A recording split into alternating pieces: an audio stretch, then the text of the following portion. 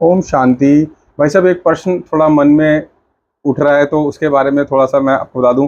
जैसे दीदी, मम्मा और एडवांस पार्टी में गई हुई अन्य आत्माओं का विशेष क्या पार्ट है, उसके बारे में जरा थोड़ा रोशनी डालेंगे आप? एक्चुअली बाबा ने तो देखो कई बार इनको स्पष्ट किया है मुरली के आधार पर। तो मैं मुरली के आधार पे ही बात करूंगा, मुरली से हट के बात नहीं करूंगा, या जो बाबा ने बात आज तक अपने संदेशों में या स्पष्ट की है। तो बाबा ने ये स्पष्ट किया है कि अष्ट एक दिन सामने आएंगे, है ना। बाबा ने मुरली में ही बोला है कि एक दिन अष्ट सबके सामने आएंगे। तो अष्ट में आप देखिए, अष्ट में ब्रह्मा बाबा भी हैं। मम्मा तो पता ही है, सबको पता है, एडवांस पार्टी में गई हैं। बाकी सबका तो बाबा ने क्लियर किया ही है। तो बाबा ने भी जन्म लिया है, अगर इसको हम गहराई से समझें। क्योंकि आप देखेंगे बाबा ने कभी भी मुरली में ये नहीं बोला, क्योंकि भगवान वो आचे कभी झूठ नहीं होता। बाबा ने, आपने देखा होगा, बाबा से जब भी पूछते थे कि ये ब्रह्मा बाबा के कौन से किस जन्म में आ रहे हैं, तो बाबा हमेशा कहते थे मैं इसके अंत के भी अंत के जन्म में आता हूँ। अंतिम शब्द नहीं है। या कभी बाबा ने ये नहीं बोला कि मैं इसके 84वें जन्म में आया हूँ। तो बाबा हमेशा 83वें में आए, 84 फिर ये लेते हैं, और बाबा जन्म ले चुके हैं। और भगवानुवाद ये झूठ नहीं है, क्योंकि आप कोई भी मुरली उठा लीजिए, कभी आपको ये नहीं मिलेगा कि मैं इसके अंतिम, सीधा बोलते थे कि मैं इसके 84वें जन्म में आता हूँ। नहीं, बाबा ने बोला मैं इसके अंत के भी अंत के जन्म में आता हूँ। तो ट्विस्ट है, इसलिए बाबा कहते हैं गुड़ जाने गुड़ की गोत्री जाने। सारा राज मुरली में मिल जाएगा आपको, लेकिन उसको समझने के लिए वो क्लियरिटी चाहिए, बुद्धि चाहिए। भाई जी, जैसे आपने कहा कि अष्ट वापस आएंगे, तो क्या हम उनके पहचान पाएंगे इसके बारे में? क्योंकि एक्चुअल में जैसे जैसे आप कुछ जवाब देते हैं, उस हमसे कुछ क्वेश्चन हमारे मन में ही उठते हैं, तो उसके बारे में थोड़ा सा क्लियर करिए प्लीज।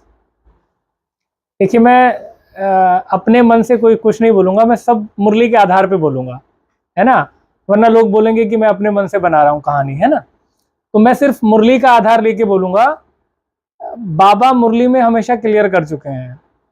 तो अष्ट आएंगे, इसका मतलब आएंगे, फिजिकल बॉडी ले चुके हैं। बाबा ने बड़ा स्पष्ट किया है कि अष्ट आएंगे। और चलो हम अष्ट में से प्रकाशमणि दादी का ले लेते हैं जैसे। तो बाबा ने बड़ा स्पष्ट प्रकाशमणि दादी के बारे में बताया था, और मैसेज भी आया था, भोग संदेश, अगर लोगों को याद हो। और माउंट आबू में तो होगा, उसकी कॉपी होगी। उसमें बाबा ने स्पष्ट बोला कि मेरा बहुत अनन्य भक्त है, जो पानी भी मेरी याद के बिना नहीं पीता है, और उसको एक पुत्र की आकांक्षा है। तो बोला बाबा ने, कहा कि वो पुत्र के रूप में उसका वहां जन्म हुआ है, और बड़ा धनाढ्य परिवार है। तो दादी ने जन्म लिया है। आपका प्रश्न है कि वो वापस तो आएंगे, जरूर आना ही है, तो भगवानुवाच है कि बोला अष्टी। तो आप अष्ट को क्या समझ रहे हैं? अष्टी तो सारा स्टार्टिंग करेंगे। जहां अष्ट होंगे वहां कुछ नहीं होगा, ये मुरली में है।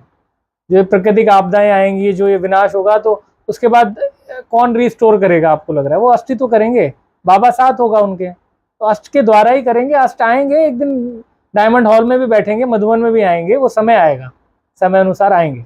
हम उनको पहचानेंगे कैसे? मैं सिर्फ बिल्कुल पहचानेंगे, जब डायमंड हॉल में अष्ट बैठेंगे, 108 बैठेंगे, 16,108 बैठेंगे। कई बार बाबा ने स्पष्ट किया है कि पहले राजधानी बनेगी फिर विनाश होगा। इसका अर्थ क्या है? राजधानी मतलब कोई ईंट दीवारें नहीं है। वो तो बाबा कहते हैं प्रकृति एक सेकंड में, आपने देखा होगा कोविड में प्रकृति कितनी जल्दी हील हो गई। प्रकृति को टाइम नहीं लगता है। वही बाबा हर किसी को समझाना चाह रहे हैं कि मूर्ति बनने में टाइम ले रही है, जो 108 बनने वाले टाइम ले रहे हैं, 16,108, 9 लाख। तो पहले राजधानी मतलब पहले वो फाइनल होगी, तब विनाश होगा, उससे पहले विनाश नहीं होगा।